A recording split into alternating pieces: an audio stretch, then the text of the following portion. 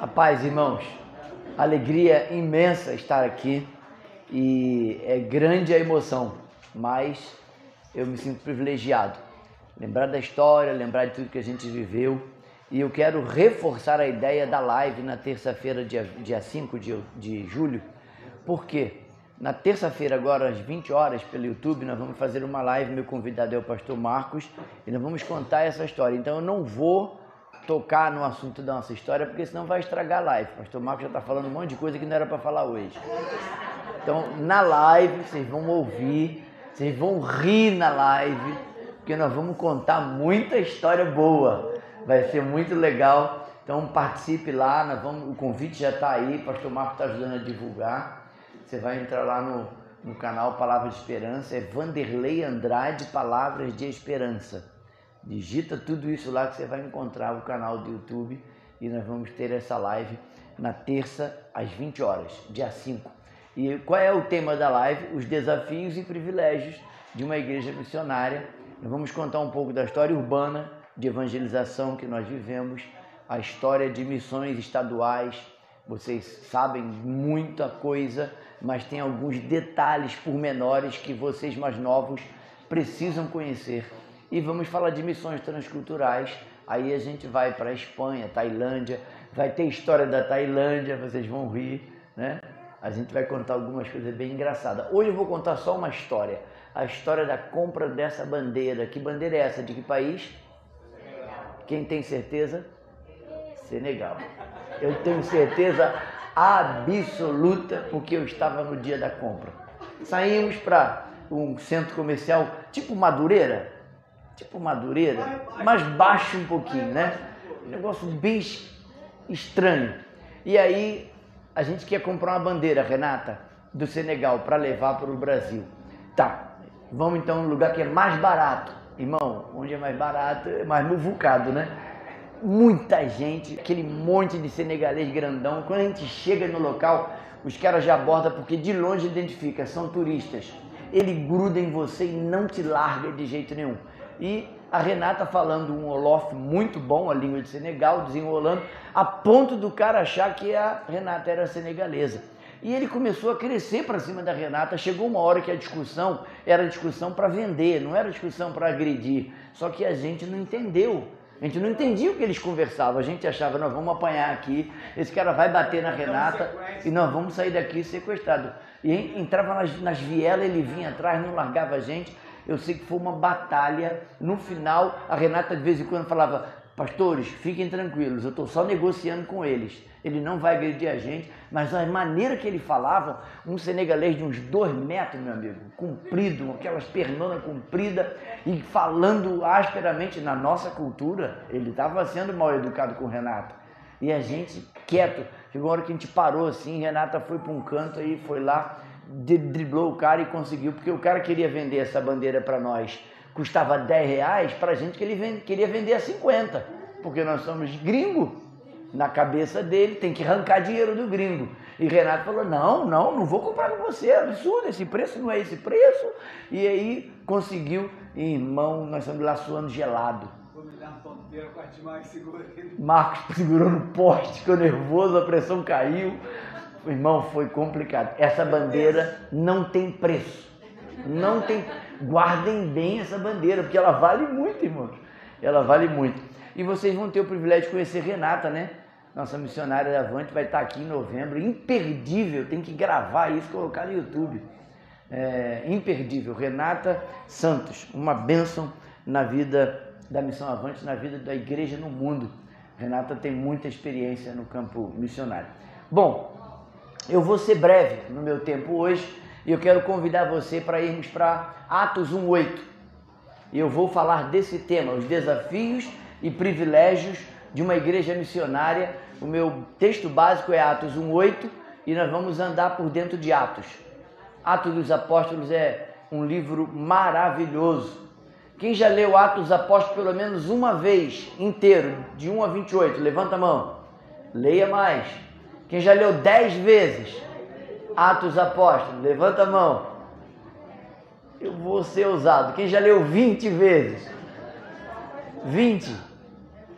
Tem que ler, irmãos. Atos dos Apóstolos. Uma igreja missionária precisa conhecer Atos assim, com esboço na cabeça. Vocês precisam. Atos é uma novela assim maravilhosa, é suspense o tempo inteiro, é uma história muito linda. Atos dos Apóstolos. Atos dos Apóstolos 1:8. Você tem uma Bíblia, abra. Se não tem uma Bíblia, senta do lado de um crente, que todo crente tem uma Bíblia. Atos 1:8.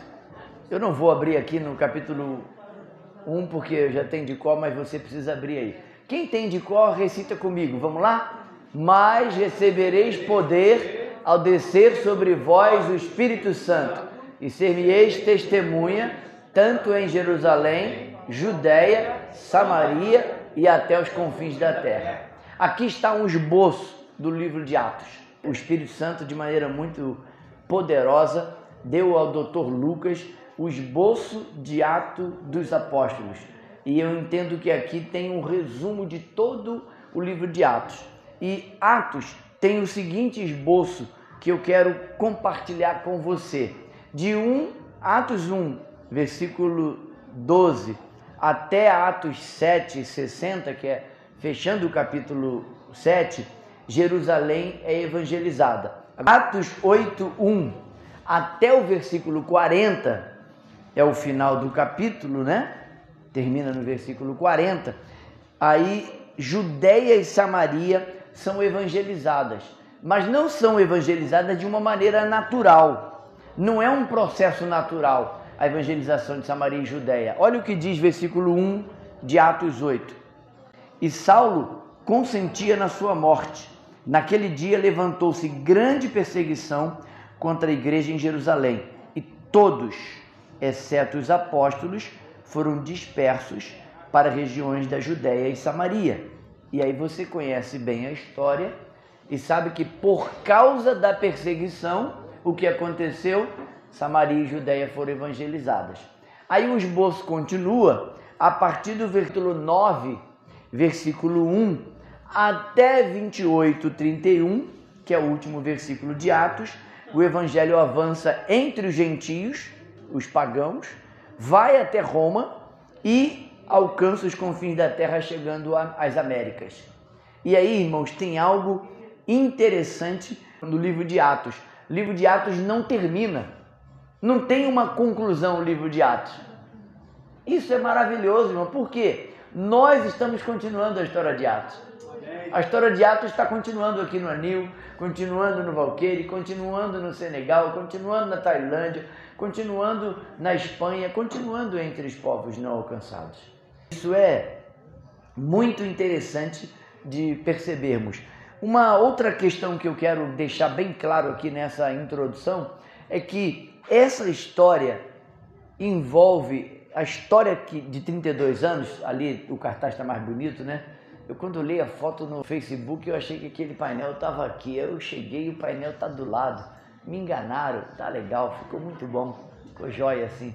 Quando eu olho para a história de 32 anos, eu tenho clareza de mostrar para você isso, que essa história de 32 anos, ela está atrelada à perseverança e à convicção do primeiro casal que chegou aqui, Ana e Marcos. Poliana veio pequenininha, depois Paulinha na barriga, depois Marcos Paulo na barriga, e assim foi, e eles estão aqui. E aí uma palavra que eu preparei essa mensagem antes de ver o anúncio lá, né?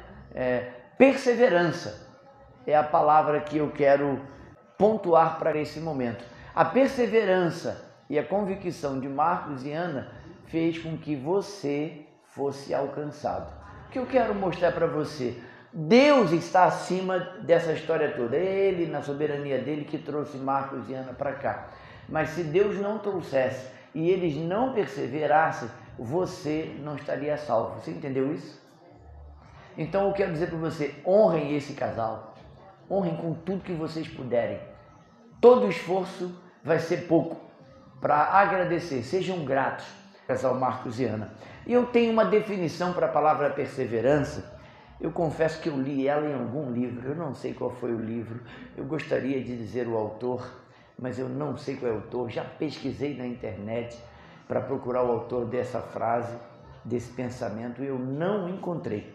Mas a definição de perseverança que eu encontrei e que eu gosto dela é: perseverar é permanecer num estado ou ação, mesmo em caso de oposição ou fracasso.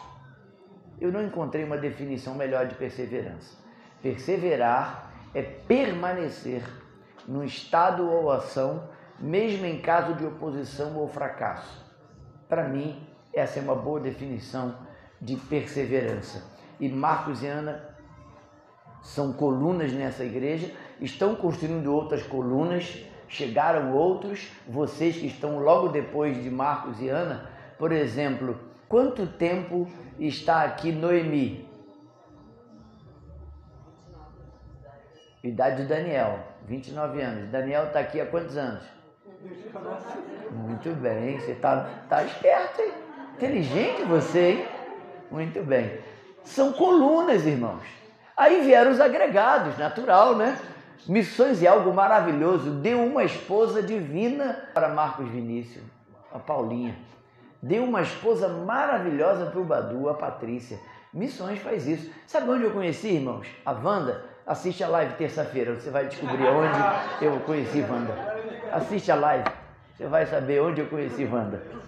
Queridos, fazer obra missionária é algo fantástico, só tem lucro, só tem batalha? Tem, irmão. Não vou contar as batalhas, senão eu ficaria aqui a manhã inteira falando, mas a chegada de Marcos aqui foi um negócio de louco. A primeira vez que eu vim aqui, eu confesso que eu pensei, meu Deus, isso aqui não vai dar certo, não tem como.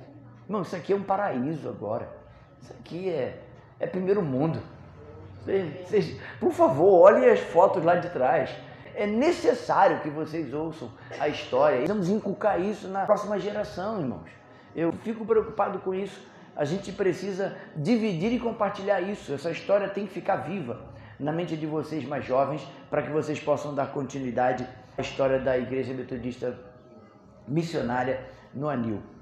Vamos continuar pensando no tema, os desafios e privilégios de uma igreja missionária. Eu vou começar pelos desafios. Quais são os desafios de uma igreja missionária?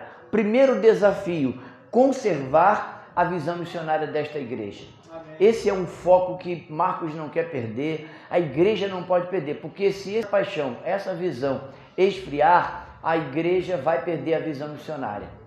E aí a gente perde um pouco do sentido da igreja, porque esta igreja, irmão, ela tem no DNA dela, a coluna vertebral dessa igreja está, se fizer um exame, vai aparecer missões. É o carro-chefe. Então, vocês não podem deixar morrer essa visão missionária, porque se essa visão morrer, a igreja, o propósito da igreja praticamente acaba. E aí vão continuar só fazendo reunião por reunir. Não, a visão missionária tem que ser mantida. Então, o primeiro desafio que vocês têm como igreja, geração mais jovem, é conservar a visão missionária desta igreja. E eu quero aproveitar essa oportunidade para afirmar que essa igreja tem cumprido a tarefa de missões nos 3 âmbitos. Missões urbanas, porque estamos numa cidade e evangelizamos a cidade. Missões estaduais, que a gente chama também de missões nacionais, porque essa igreja plantou a igreja em Taubaté, ressuscitou uma igreja que estava morta, né, praticamente. A porta ia fechar, pastor Marco botou o pé e falou, não, eu vou assumir aqui, não fecha não. A Irmandade queria fechar a igreja. Aí o pastor foi lá, segurou a porta, entrou para dentro, e depois o Austin, que é filho desta igreja, foi para lá e a igreja está funcionando. A igreja implantou a igreja no Vale de Jequitinhonha. Finalmente vou conhecer o Vale. Ai, irmão, eu tô sonhando com aquela canoa, aquele ferryboat que vai atravessar. Tomara que o rio esteja não tão cheio, né? Orem por mim, irmãos, que eu já ouvi muita história, né? De canoa furada e tudo mais. Ainda bem que eu vou de ferryboat, eu não vou de canoa. Que Deus guarde a gente, né? Irá eu, Marcos, pastor Romildo e irmão Aldo. Orem por nós. Então a igreja cumpriu missões estaduais, missões nacionais. E a igreja está cumprindo missões transculturais com Poliana lá na Espanha. Então vocês precisam dedicar tempo, qualidade de tempo em oração, ganhar essa experiência. Irmão, a convicção não pode falhar nessa hora. Porque quando vem os empecilhos, as dificuldades, se não tiver perseverança e convicção, a gente muda o foco. É esse o perigo que vocês correm. Por isso eu estou dizendo que é um desafio. Vocês não podem perder o foco de conservar a visão missionária dessa igreja. E aí, quando eu penso na questão da visão missionária, Atos 1, versículo 1. Vamos lá? Eu vou ficar bastante em Atos, apesar de que eu serei breve, tá bom? Atos 1, versículo 1. Dr. Lucas, escrevendo Atos, ele diz o seguinte: escrevi o primeiro livro, ó Teófilo, relatando todas as coisas que Jesus começou a fazer e a ensinar. Quero chamar a sua atenção para esses dois verbos, fazer e ensinar. No grego, eles são totalmente diferentes. A ideia do verbo fazer aqui é construir uma base. Então a base está construída, os irmãos não precisam mais se preocupar com uma base. A visão missionária está plantada. A visão bíblica, a base bíblica já tem, a igreja tem uma boa escola dominical, os irmãos escutam o sermão sobre missões, então está construída a base. Então Jesus teve essa preocupação de construir uma base para que a igreja dele ficasse firmada no mundo. Por isso que ele disse que as portas do inferno não prevaleceriam contra a igreja. Não é o templo, é a igreja. Eu e você somos a igreja.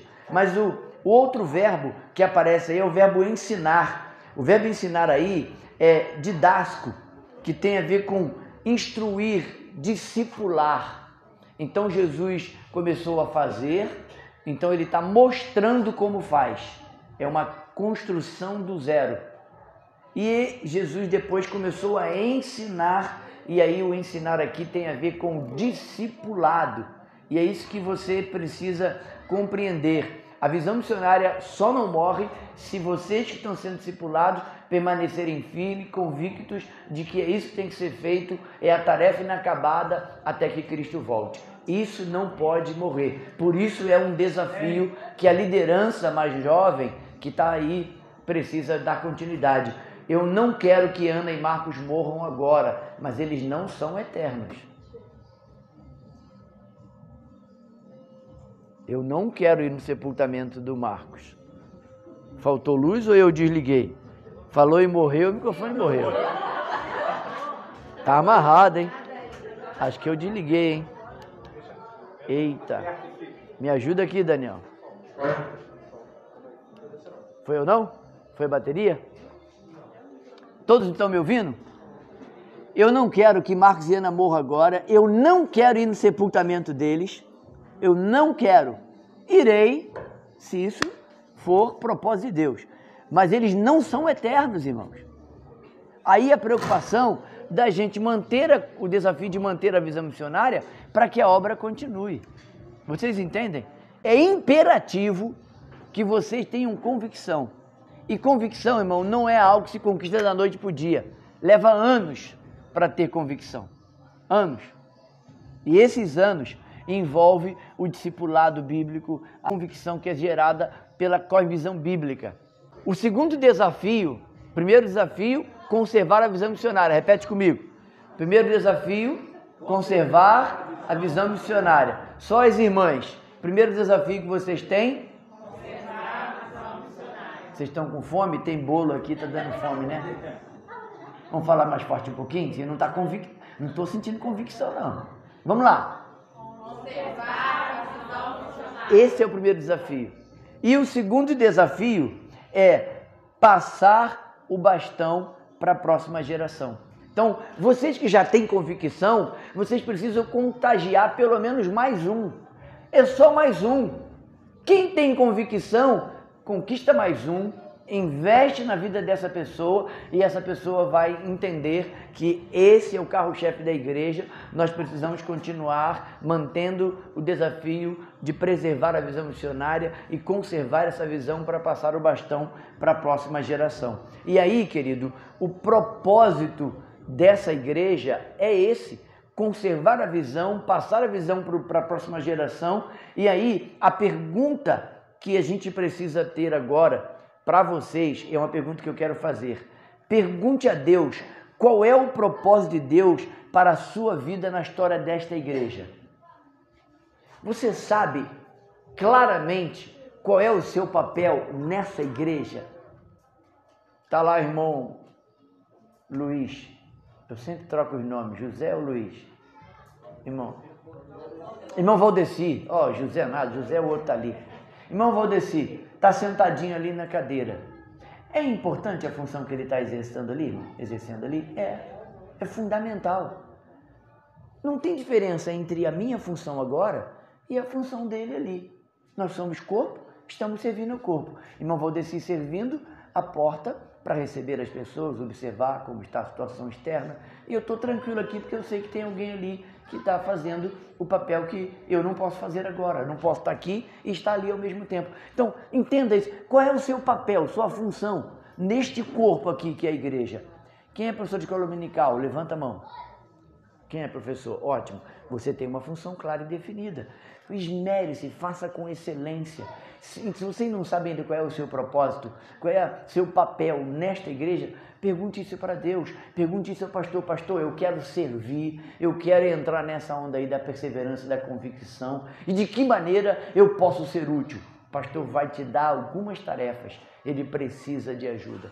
A liderança precisa de ajuda. Então, é hora de você perguntar: como que vamos continuar a história? De que maneira eu posso ajudar, facilitar, vai ajudar a carregar o ministério dessa igreja, o estandarte, para ir mais longe.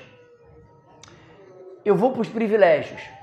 Os privilégios são, eu só coloquei 2 desafios porque são mais os desafios, mas eu queria pensar só em 2 desafios, tá bom? Conservar a visão e passar o bastão. Privilégios. Privilégios de uma igreja missionária. E aí eu vou lá para Provérbios 27, 17. Você pode ir comigo? Provérbios 27, versículo 17. Como diz pastor Marco, a gente acha missões em tudo, né? Até em Provérbios. Olha o discipulado aqui, ó. Eu vou ler numa colinha que eu tenho aqui na minha Bíblia, na versão Nova Tradução Linguagem de hoje. Não é uma tradução muito boa, ela é um pouco fraca, mas ela traduziu bem esse versículo. Provérbios 27, 17. Você achou aí? Quem achou diz amém. Amém. Revista atualizada diz assim: como ferro com ferro se afia, assim o homem é seu amigo. Uma dica de quem trabalha na cozinha, que já sabe disso, você que está chegando na cozinha agora, aprenda. Não tem amolador de faca. Pega uma faca, esfrega na outra. Amola. Porque o ferro afia o ferro. Mas olha como que a Nova Tradução da Linguagem de hoje traduziu esse versículo. As pessoas aprendem uma com as outras, assim como o ferro afia o próprio ferro. As pessoas aprendem uma com as outras, assim como o ferro afia o próprio ferro. De que maneira você vai aprender a ser um discipulador? Participando das reuniões de discipulado que pastor Marcos faz, que os outros irmãos fazem, que Marcos Paulo faz, que Aninha faz, que João está fazendo. João está aqui há quantos anos, João? 9. João, muitas coisas tenho para te falar. Mas não está na hora. João é um discipulador. Está aprendendo com quem? Com o pastor. Então, as pessoas aprendem uma com as outras. Você conversa com João, você vê um DNA do Marcos nele, não vê? Já perceberam isso? Que ele está ficando cada vez menos cearense e mais discipulador e mais discípulo do Marcos. Você percebe? O jeito de falar, a abordagem, a linha de raciocínio. Última vez que eu vim aqui, conversei com ele ali no churrasco, lá em cima, né? Estava ouvindo falar, ele falando frases, às vezes parágrafos inteiros, que era a ideia do Marcos, é com a visão do Marcos, é com a visão da Bíblia, né, do Marcos. Então, as pessoas aprendem uma com as outras. E o bom do discipulado, irmão, é que a gente tem que ensinar, mas a gente aprende também, porque a gente não sabe tudo. Então, quando eu converso com o Davi, com o Jonatas, eu aprendo, porque eles estão uma geração atrás de mim, aprendendo coisas que eu tenho dificuldade de enxergar. Eu abro o computador, a coisa está ali na cara para vocês, né, mais jovens. É tudo na base do símbolo, irmãos. E a gente não acha o símbolo. Quando acha o símbolo, não sabe o que ele significa. Precisa de um tradutor. Davi, não estou conseguindo aqui. Jonathan, às vezes eu ligo, Jonathan tá lá em São Paulo, Jonathan, não estou conseguindo entrar aqui na live, no aplicativo aqui, aquele site, ó, tá complicado. Não, pai, vem comigo. Aí vai me dar o passo a passo. Falei, gente, estava aqui, era só um clique. Então, as pessoas aprendem uma com as outras. Seja humilde para aprender. Um dos critérios do discipulado é humildade, coração submisso, coração disponível para aprender, inclinado a aprender. O discipulado é esse privilégio. O discipulado você discipula, você capacita, você envia e você sustenta. É o que nós estamos fazendo hoje com Poliana. Cada investimento que a gente faz na Poliana, não interessa o tamanho da oferta, é segundo as nossas posses. Mas cada investimento, cada doação que você faz para o bazar, cada compra que faz para o bazar, cada detalhe desse, cada oferta mensal que você dá, você está investindo e esse é um privilégio. Não entenda que ofertar é um desafio, ofertar é um privilégio. Contribuir com missões é um privilégio. Então, esse privilégio vocês têm porque vocês participam de uma igreja missionária. Segundo privilégio, que eu entendo que vocês estão já desfrutando deles, é colher os frutos. Ver o discípulo dos discípulos não tem preço. É muito bom. João está começando a ver isso, né, João? É a alegria. Irmão, isso não tem preço. O melhor salário de um pastor é ver as pessoas com quem ele está andando, fazendo mudanças, caminhando, deixando os embaraços, sendo fortalecido na fé e falando e pregando e anunciando Cristo a outras pessoas. Isso não tem preço. E vocês já estão nessa fase de colher frutos. Marcos e Ana, João, os que estão discipulando, Marcos Paulo, estão colhendo fruto. Isso é outro privilégio. Terceiro privilégio, que a gente não pode esquecer, são os galardões. Irmãos, eu confesso que quando eu estudei sobre galardões, eu comecei a ser mais intencional. Tudo que eu faço no reino vai gerar um galardão. Às vezes galardão pequeno, às vezes galardão grande, não interessa. Galardão é galardão. Sabe o que é legal no galardão? É que ninguém pode roubar de você o galardão. Você não pode roubar o meu, eu não posso roubar o seu, porque está guardado num cofre secreto lá no céu. Tem um depósito lá de galardões. Você já pensou sobre isso, irmão? Quando você chega mais cedo, liga o som, galardão. Estou pregando, galardão. Varri, galardão. Fiz um café na cozinha, galardão. Quem fez o café hoje? Paula, galardão. Lembrou disso quando fazia o café? Não lembrou. Então, vai fazer um café. O café estava bom, hein? Aprendeu com o pai ou com a mãe. Muito bom. Você entendeu, irmão? Vocês têm o privilégio dos galardões. Irmãos, eu não sei o que você espera de galardões, mas eu não quero pouca coisa não, irmão. Eu quero... Jesus, eu quero... Como é que está a minha conta lá? De vez em quando eu pergunto para Jesus, Jesus, e aí? Aí Jesus fala, tá pouco, hein? Tem que fazer mais. Esquecendo das coisas que para trás ficam, prossigo para o alvo.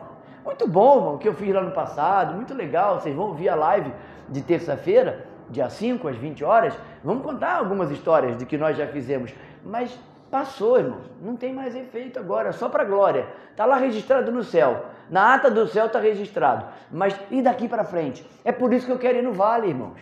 O meu coração está ardendo para ir no vale, porque eu vou ter uma experiência que eu ainda não tive e que eu achava que não seria possível. De repente, esse homem aparece lá na minha igreja com 80 anos, parece um Caleb. Esse homem tem um vigor, evangelista, gosta de estudar a Bíblia. Pastor, o vale. Aí eu chamei o Marco para pregar lá, dei esse tema para ele, ele foi pregar, irmão Romildo falou, esse homem conhece o vale? Pastor? Aí ele ficou doido quando viu o pastor Marco falando do vale. E aí, por causa disso, nós estamos indo ao vale e nosso propósito não é pequeno, tá, irmãos? Nós vamos agora espiar a terra de novo, mas nós vamos voltar no carnaval do ano que vem, mas nós temos um alvo maior a longo prazo, é plantar uma nova igreja no vale. Então tem que ter obreiro. Badu, Marcos Paulo, Daniel, João, tem que ter obreiro lá no vale. O irmão Romildo está com 80 anos. Ele vai lá mais algumas vezes, mas não dá para contar com ele para ser obreiro lá no vale, não. A não ser que vocês façam vergonha, a gente tem que enviar o irmão Romildo. Mas o propósito final Não é só fazer viagem missionária para fazer videozinho, né, irmãos? A gente quer difundir a palavra lá, tá joia?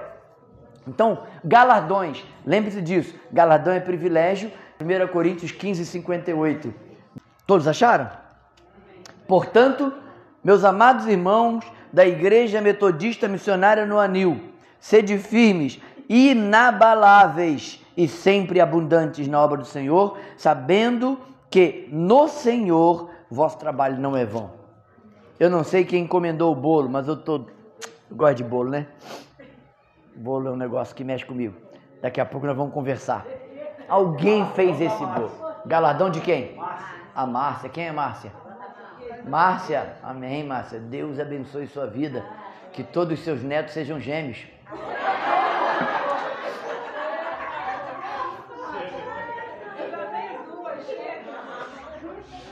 Quem sabe é Jesus, né? Ele é que sabe quantos precisam ainda. Irmãos, há uma recompensa. Irmãos, eu fico pensando, crente que fica aí só esquentando o banco. Aqui não tem crente que esquenta banco, né? Não, crente que esquenta banco, ele não conhece a Bíblia. Irmãos, tem muito para fazer. Tem uma pesquisa que diz que 20% trabalha e 80% fica criticando, avaliando ou dando sugestões, mas não levanta um dedo para ajudar. 20% é a pesquisa. Irmão, para de esquentar banco, irmão. Levanta. Você tem potencial para fazer e fazer muito. Aproveita, tem galardão. Recompensa é certa. Lá não tem ferrugem, ladrão não rouba. Lá Jesus falou que está seguro. Vamos juntar tesouro no céu. É lá, irmão. Lá está o meu tesouro, lá onde não há choro, onde todos cantaremos juntos hinos de louvor a Deus. Lembra desse cântico? Não lembra, só a geração de 60 que lembra. Quem lembra? Lá está o meu tesouro. Lembra desse cântico? Eita, pouca gente, né? Eu vou cantar. Lá está o meu tesouro, lá onde não há choro, onde todos cantaremos juntos hinos de louvor ao Senhor. Irmãos, lá não haverá mais trabalhos, mas lá haverá regozijo, lá haverá glória, lá será o nosso local de descanso. Aqui não. Você que está me ouvindo aí pela primeira vez, se não conhece a Cristo, precisa entregar sua vida a Ele. Se você quer descansar lá nos céus, precisa entrar pelo caminho. Jesus falou, eu sou o caminho, a verdade e a vida. Ninguém vem ao Pai a não ser por mim. Entregue sua vida a Ele. É a melhor forma, é a única forma, aliás. Não é a melhor, é a única. Quando Jesus diz, eu sou o caminho, Ele está dizendo, eu sou o único caminho que pode levar você ao céu. Quarto privilégio que nós temos quando estamos servindo ao Senhor na igreja e em missões é a realização e a sensação de dever cumprido. Quando a gente termina uma tarefa, dá aquela realização, né? Terminou o almoço, todo mundo elogiou o almoço. Vamos comer o bolo daqui a pouco. A Márcia está ali esperando o elogio. Por favor, irmãos, elogie a Márcia, hein? Coma. O melhor aperitivo é a fome. Nós estamos com fome, né? Então nós vamos comer e vamos elogiar. Terminou a tarefa, você tem realização. Isso é importante. A sensação de dever cumprido. Agora, quando você recebe uma tarefa e não cumpre, qual é a sensação que fica? De culpa, peso, irresponsabilidade. Larga isso, não deixa isso estar no seu coração. Alegre-se com a realização do dever cumprido. Isso é privilégio, mas é privilégio de quem trabalha, de quem regaça as mangas e cai dentro do trabalho. E trabalho é o que não falta no reino dos céus. Tem vaga para todo mundo, para todo mundo. Quinto e último privilégio, para eu encerrar. O legado que vocês estão deixando para a geração futura. Tem sempre alguém olhando para nós. Nossa história com missões, com evangelização urbana, a nossa história se confunde muito com a história da Igreja Congregacional de Bento Ribeiro. Lá na live você vai ouvir sobre isso, mas eu vou te dar só uma pinceladinha. Lá na Congregacional de Bento Ribeiro, eu conheci o pastor Tim. Por que ele se chamava pastor Tim? Até hoje eu não sei o nome dele. porque ele era cara, ele parecia ser irmão gêmeos do Tim Lopes. Tim Maia.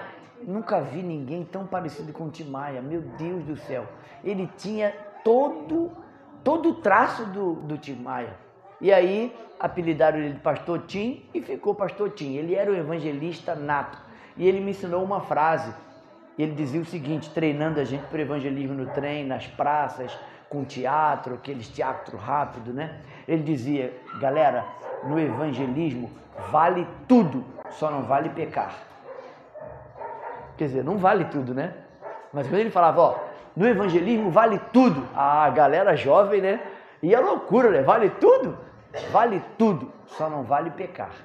Então, seja criativo na hora de evangelizar. Era isso que ele ensinava a gente. E a nossa história foi ali, Vigília de Bento Ribeiro, Avivamento no Rio de Janeiro, Pastor Josué saía lá de Santos para vir à Vigília de Bento Ribeiro. A gente reunia mais de 5.000 jovens naquela vigília ali em Bento Ribeiro. Já oramos para não chover, eu estava naquela vigília. Choveu em toda a região de Bento Ribeiro, dentro do terreno onde nós reunimos, porque não tinha tempo que coubesse 5.000 jovens. A igreja tinha um grande terreno, que agora construiu o templo, mas naquela época não tinha tempo. E nós oramos, pastor Álvaro pediu para vamos parar e orar agora, porque não pode chover, equipamento aqui de som, instrumentos. Se chover, nós vamos ter que parar a vigília. Nós dobramos o joelho nas esteiras, no chão. Quem tinha esteira levava a sua esteirinha, dobrava o joelho ali. Quem não tinha, orava no chão mesmo. Oramos, chão batido. Não choveu durante toda aquela vigília. Eu estava lá, não é história não, não ouvi falar não, eu experimentei isso. Então, queridos, vale a pena continuar, vale a pena perseverar. Eu quero concluir a minha palavra lendo com você Filipenses 3, é a minha conclusão. Filipenses 3, Carta da Alegria, 12 a 14. Filipenses 3, 12 a 14. É a minha palavra de encorajamento para vocês. Prossigam, prossigam, prossigam. Não parem. Não é hora de parar.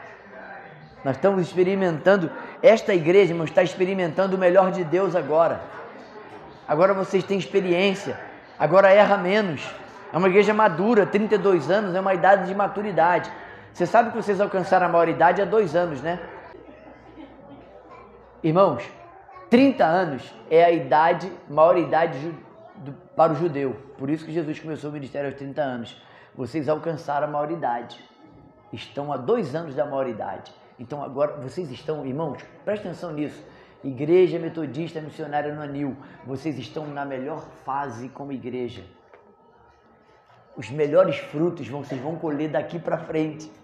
Vocês não têm ideia do que Deus vai fazer com essa igreja se vocês perseverarem no desafio, e vocês vão ver os privilégios, os frutos que vocês ainda vão colher. Deus tem muito mais para fazer através de vocês. E aí, é com essa ideia que Paulo escreve capítulo 3 de Filipenses 12 a 14. Não que o tenha já recebido ou tenha já obtido a perfeição, mas prossigo para conquistar aquilo para o que também fui conquistado por Cristo Jesus. Irmãos, quanto a mim, não julgo havê-lo alcançado, mas uma coisa faço, esquecendo-me das coisas que para trás ficam, prossigo para o alvo que está diante de mim. Prossigo para o alvo, para o prêmio da soberana vocação de Deus em Cristo Jesus. Essa ideia de Paulo, eu penso que isso movia Paulo, sabe, irmãos? Paulo não ficava contando os louros do que já fez. O que foi feito, amém, foi feito. Deu certo, amém, não deu certo, corrige. Mas Paulo não ficava olhando para trás. Paulo não ficava olhando para o retrovisor. Paulo era um homem proativo, era um homem visionário. Ele viu o que estava à frente. Note, Paulo está preso aqui naquela casa, onde ele tinha 2 soldados romanos presos a ele. Mas ele está olhando para frente. Ele sabe que ainda não é tempo de morrer. Ele sabe que ainda tinha ministério. Ele ainda tinha uma caminhada pela frente. Vocês ainda têm uma caminhada pela frente. Filipenses não foi o final. Filipenses talvez tenha sido a metade. Lá em 2 Timóteo, que é o final, combati o bom combate, acabei a carreira, guardei a fé, Paulo está feliz, sabendo que está indo para o céu, acabou, Paulo está sabendo de tudo, ele sabe que vai embora. Aquela masmorra onde ele está em 2 Timóteo, só saía morto, tuberculoso ou degolado, acabou, era o final da vida, Paulo sabia que era o fim.